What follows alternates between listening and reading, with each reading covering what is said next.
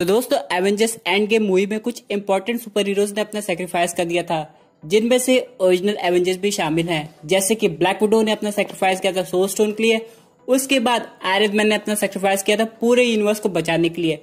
इन सब के अलावा दोस्तों ब्लैक विडो की मूवी आ रही है जो कि एक ट्रिपल है और उसमें टोनी स्टार्क अपना रोल रिप्राइज करेंगे, लेकिन ये सिर्फ केमियो होगा। लेकिन बहुत से लोग ये बात जानते हैं कि सब triple Captain America Civil War के बाद का है। इसका मतलब ये है दोस्तों कि ये जो केमियो है ये ज्यादा मैटर नहीं करेगा, लेकिन इससे इंपॉर्टेंट बात यह है कि टोनी स्टार्क का केमियो ब्लैक विडो मूवी के अलावा मार्वल सिनेमैटिक न्यूज़ के फेज 4 मूवी में और ज्यादा होने वाला है, जो कि मैं आगे बात करूंगा, जैसे कि doctor strange multiverse of madness में, और यहाँ पे अगर हम लोग अगली मूवी की बात करें तो शैंग-ची में। लेकिन बात चाहे जो भी हो, आयरन मैन का अपीयरेंस तो फेज 4 में होने वाला है। आज के इस वीडियो में हम लोग ये सब चीज डिस्कस करेंगे। लेकिन दोस्तों कंप्लीट वीडियो को स्टार्ट करने से पहले आप लोग कर दीजिए वीडियो को लाइक और कमेंट कीजिए आयरन मैन रिटर्न्स। साथ ही साथ जो लोग मेरे चैनल पर नए आए हमारे चैनल को सब्सक्राइब करके हमारी कॉमिक बुक टॉक्स फैमिली का हिस्सा बन जाइए। तो दोस्तों सबसे पहले हम लोग बात करते हैं doctor strange multiverse of movie से। अब यहाँ पे इससे रिलेटेड इंपॉर्टेंट अपडेट आ रहा है जो कि इनडायरेक्टली या फिर आप डायरेक्टली मान सकते हैं आयरन मैन से कनेक्टेड है। कहा यह जाए कि डॉक्टर स्ट्रेंज अपनी मल्टीवर्स की जर्नी में बहुत सारे इंसिडेंट ऐसे विजिट करेंगे जो कि पास्ट में हुए थे, यानी कि इस मूवी में बहुत ढेर सारा केमियो होने वाला है मार्वल सिनेमैटिक यूनिवर्स की फेज 1, 2 और 3 का। इसका मतलब ये दोस्तों डॉक्टर स्ट्रेंज आयरन मैन 1 में भी जा सकते हैं, आयरन मैन 2 में भी जा सकते हैं, उसके बाद 3 में भी, या फिर कैप्टन अमेरिका सिविल वॉर में भी।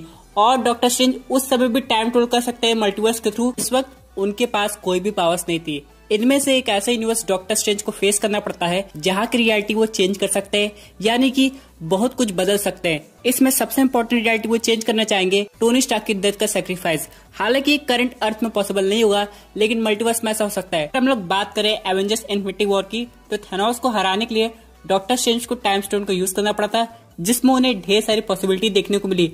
लेकिन सिर्फ एक पॉसिबिलिटी थी जिसमें वो जीत गए, लेकिन आयरन मैन का सेक्रीफाइस हो गया। लेकिन क्या हो अगर मल्टीवर्स में ऐसी कई ढेर सारी पॉसिबिलिटी हो जिसमें आयरन मैन की डेथ ना हो, तो डॉक्टर स्ट्रेंज उस पॉसिबिलिटी को सेलेक्ट करेंगे। हालांकि डॉक्टर स्ट्रेंज अपनी मर्जी से नहीं करने वाले, लेकिन इसके पीछे भी कोई कनेक्शन होगा ताकि वो आयरन मैन को हमारे यूनिवर्स में वापस ले आए, या फिर उसी आयरन मैन को उस मल्टीवर्स में यूज कर सके किसी और विलन को हराने के लिए जो कि पूरे मल्टीवर्स को कंट्रोल करना चाहता हो। अब दोस्तों जिस भी मल्टीवर्स में डॉक्टर स्ट्रेंज फंसे होंगे उनको एक सुपर हीरो की जरूरत पड़ेगी। तो हो सकता है टोनी स्टार्क की एक ऐसा सुपर हीरो हो जो उनके साथ कुछ समय के लिए ही टीम अप हो सके, और इस तरह हम लोग को टोनी स्टार्क का केमियो डॉक्टर स्ट्रेंज मल्टीवर्स में दिखाई दे सकता है। यहाँ पे क्या हो अगर मिस्टिक आर्ट और टेक्नोलॉजी एक साथ कंबाइन हो जाए। हम लोग को याद होगा एवेंजर्स इन्फिनिटी वॉर का एक डिलीटेड सीन जहाँ पे डॉक्टर स्ट्रेंज कुछ समय के लिए आयरन मैन बन गए थे और हमारे टोनी स्टार्क के पास डॉक्टर स्ट्रेंज का मैजिकल केप आ गया था। ये सब पॉसिबल हो सकता है मल्टीवर्स ऑफ मैडनेस में। रीयूज, कॉन्सेप्ट आर्ट और यहाँ तक कि डिलीटेड सीन भी यूज हो सकते हैं। लेकिन अगर हम लोग बात करें सिर्फ डिलीटेड सीन की, तो इससे काम नहीं बनेगा। ऑडियंस को कुछ नया कैमियो चाहिए होगा, इसलिए यहाँ पे रॉबर्ट डॉनी जूनियर का फिर से कॉन्ट्रैक्ट हो सकता है मल्टीवर्स ऑफ मैडनेस के लिए भी और बाकी मूवीज के लिए भी। क्योंकि अगर हम लोग किसी मूवी का पास दिखा रहे हैं तो उसको कुछ अलग पॉइंट ऑफ व्यू से दिखाना पड़ेगा, इसलिए यहाँ पे फिर फ्रेश कैमियो होगा, उसके बाद ही कुछ नई स्क्रिप्टिंग चलेगी। अब यहाँ पे अगर हम लोग बात करें मल्टीवर्स ऑफ मैडनेस की, यहाँ पे डॉक्टर स्ट्रेंज को फिर से इन्फिनिटी स्टोन्स की जरूरत पड़ सकती है, और इस बार हो सकता है इन्फिनिटी स्टोन्स खोजने के लिए टोनी स्टार्क उनकी मदद करे। अब दोस्तों मैं आपको एक बात क्लियर करना चाहता हूँ, भले करंट अर्थ के यूनिवर्स में 2 से 3 इन्फिनिटी स्टोन्स थे, लेकिन अगर हम लोग बात करें किसी ऑल्टरनेट अर्थ की, हो सकता है इन्फिनिटी स्टोन्स की लोकेशन अलग हो, और कुछ इन्फिनिटी स्टोन्स ऐसे भी हो सकते हैं जिनके ओनर कोई और हो।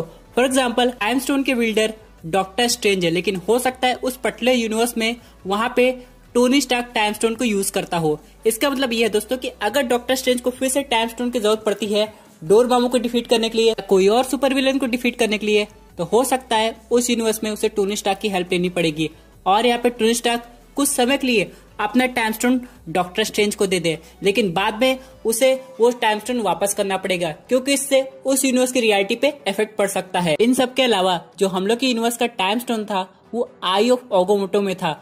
उसको जब डॉक्टर स्ट्रेंज खोल देते थे तो वो टाइम स्टोन काम करता था, समय को आगे करता था, समय को पीछे भी करता था। लेकिन हो सकता है ऑल्टरनेट रियलिटी में वो आई ऑफ ओगोमोटो में ना हो, बल्कि वो खुद टोनी स्टार्क के आर्मर का पार्ट हो, या फिर वो आर्क रिएक्टर हो। ये काफी ज्यादा इंटरेस्टिंग होकर देखने में कि उसे कैसे रिप्रेजेंट किया जा रहा है, और उसकी पावर्स हम लोग इन्फिनिटी स्टोन जैसी है या फिर थोड़ी अलग है। और दोस्तों क्या आप लोग जानते हैं कॉमिक बुक में तो वुल्वरीन भी एक इन्फिनिटी स्टोन ओन करता है, और वहां पे अगर ऐसा कुछ पॉसिबल हुआ तो कॉमिक बुक की स्टोरी लाइन कुछ एस्पेक्ट हम लोग को मल्टीवर्स ऑफ मैडनेस मूवी में दिखाई देगा। इन सब के अलावा चलिए बात करते हैं हम लोग अगली मूवी की, जो की है शैंग-ची। अब यहाँ पे ये कहा जा रहा है कि इसका विलन मैंड्रिन होगा, लेकिन कॉमिक बुक में मैंड्रिन टोनी स्टार्क का विलन है। यहाँ पे अगर हम लोग ध्यान से देखें तो आयरन मैन 1 मूवी से मैंड्रिन का रेफरेंस दिया जा रहा है, और आयरन मैन 3 में तो हम लोग को रियल मैंड्रिन के दर्शन होने वाले थे, लेकिन फिर एंड में एक बहुत अजीब ट्विस्ट आ गया। इन सब के अलावा हम लोग को 10 रिंग्स की एक भी झलक नहीं दिखाई दी। लेकिन दोस्तों अब वो वेट खत्म होने वाला है, क्योंकि फाइनली हम लोग को इन्फिनिटी स्टोन्स के बाद कुछ नई चीज देखने को मिलने वाली है, जो की है 10 रिंग्स, जिनके पास हर एक रिंग में अलग पावर्स है। अब जब भी ये मूवी स्टार्ट होगी तो इसमें आयरन मैन का रेफरेंस हम लोग को देखने को जरूर मिलेगा, और हो सकता है टोनी स्टार्क का कैमियो भी हो, क्योंकि दोस्तों यहाँ पे मैंड्रिन का टोनी स्टार्क से बहुत प्रॉपर कनेक्शन है। उसके पीछे भी एक वजह है जो कि मूवी में रिवील होगी। यहाँ पे लेकिन ये भी कहा जा रहा है कि जो मैंड्रिन है वो शैंग-ची को ट्रेन करेगा, जैसे कि एंशिएंट वन ने डॉक्टर स्ट्रेंज को किया था। अब यहाँ पे ट्रेनिंग के पीछे का मकसद क्या है, क्योंकि दोस्तों एक इंसिडेंट होने वाला है, या फिर क्या है एक इम्पोर्टेंट इवेंट होने वाला है। जो भी उस इवेंट को जीतेगा उसको बाद में फिर 10 रिंग्स मिल जाएगी। अब यहाँ पे हो सकता है मैंड्रिन उस रिंग को नहीं जीत पाए, इसलिए वो अपने भी यहाँ पे शैंग-ची को ट्रेन कर रहा है, ताकि जब उसके लिए रिंग जीत के ले आए तब वो पूरी दुनिया पे कंट्रोल कर सके। दोस्तों यहाँ पे ये भी कहा जा रहा है कि एक ड्रैगन का भी इंट्रोडक्शन होने वाला है इस मूवी में, तो हो सकता है फाइनल फाइट शैंग-ची की उसी ड्रैगन से हो। लेकिन एक कैरेक्टर और आने वाला इस मूवी में, जो कि डॉक्टर स्ट्रेंज 1 में भी था, मल्टीवर्स ऑफ मैडनेस में भी रहेगा, और इस मूवी में भी विलेन के रूप में आएगा। मैं बात कर रहा हूँ बैरन मोर्डो की। अब यहाँ पे हम लोग ने डॉक्टर स्ट्रेंज पार्ट 1 में देखा था कि वो इविल हो गया था, क्योंकि डॉक्टर स्ट्रेंज ने टाइम स्टोन का यूज कर दिया, और बैरन मोर्डो ने उसे वार्न किया था कि टाइम स्टोन का यूज करोगे तो उसके लिए वो अच्छा नहीं होगा, और इतना कह के वहां से चला गया था, लेकिन एंड में वो इविल बन गया था। अब यहाँ पे हो सकता है शैंग-ची मूवी में उसे वो 10 रिंग चाहिए, जिससे वो बाद में डॉक्टर स्ट्रेंज को हरा सके। हालांकि वो अब भी डॉक्टर स्ट्रेंज को चैलेंज कर सकता है, लेकिन डॉक्टर स्ट्रेंज अब काफी ज्यादा इवॉल्व हो गए हैं और उनको हराना इम्पॉसिबल है ऑलमोस्ट। इसलिए मल्टीवर्स ऑफ मैडनेस में हो सकता है बैरन मोर्डो फायदा उठाए। अब यहाँ पे बैरन मोर्डो ऑलरेडी कॉमिक बुक में डॉक्टर स्ट्रेंज का मेन विलन है, लेकिन ऐसा कुछ हुआ नहीं था, क्योंकि डॉक्टर स्ट्रेंज पार्ट 1 में हम लोग को काइसेरियस दिखाई दिया था और डोरमामू दिखाई दिए थे। इसलिए दोस्तों अब ऐसा हो सकता है कि पार्ट 2 में बैरन मोर्डो को विलन बना दिया जाए। हालांकि वो मेन विलन नहीं रहेगा, लेकिन साइड विलन के रूप में बहुत ढेर सारा काम कर सकता है। पहली बात तो वो बिना इन्फिनिटी स्टोन वाले डॉक्टर स्ट्रेंज को अच्छे से हराने की कोशिश करेगा, और अगर इससे बात नहीं बनेगी तो वो अपनी टीम में वांडा मैक्सिमोफ को लाने की कोशिश कर सकता है, क्योंकि यहाँ पे हो सकता है उसकी रियलिटी को डॉक्टर स्ट्रेंज खराब कर दे, जिस रियलिटी पे विजन एग्जिस्ट करता हो। डॉक्टर स्ट्रेंज को ये करना पड़ेगा इसलिए ताकि पूरी रियलिटी को वो सेव कर सके। इसके बाद बैरन मोर्डो ये बात वांडा को बता सकता है, जिसके बाद वांडा कुछ वक्त के लिए डॉक्टर स्ट्रेंज के अगेंस्ट चली जाए। लेकिन दोस्तों यहाँ पे इंपॉर्टेंट बात यह है कि जब बैरन मोर्डो बाकी मैजिशियंस की पावर को खींच रहा था अपने अंदर, तो हो सकता है उसकी पावर्स और ज्यादा एनहांस होगी, यानी दोस्तों वो और पावरफुल होकर डॉक्टर स्ट्रेंज के सामने आ सकता है। इसके बाद हम लोग जो शैंग-ची में ड्रैगन की बात कर रहे थे, वो असल में अर्थ का नहीं है, बल्कि एक एलियन क्रिएचर है, जिसे काफी देर से कैद करके रखा गया था और वो गहरी नींद में था। लेकिन यहाँ पे हो सकता है बैरन मोर्डो उसे जगा दिया हो। अब यहाँ पे अगर डॉक्टर स्ट्रेंज का भी केमियो होता है शैंग-ची मूवी में तो बात बन जाएगी। लेकिन डॉक्टर स्ट्रेंज के अलावा एक और इम्पोर्टेंट सुपर हीरो का केमियो होना चाहिए इस मूवी में, जो कि शैंग-ची से कनेक्टेड है, जिसकी टीवी सीरीज भी आ चुकी है नेटफ्लिक्स पे।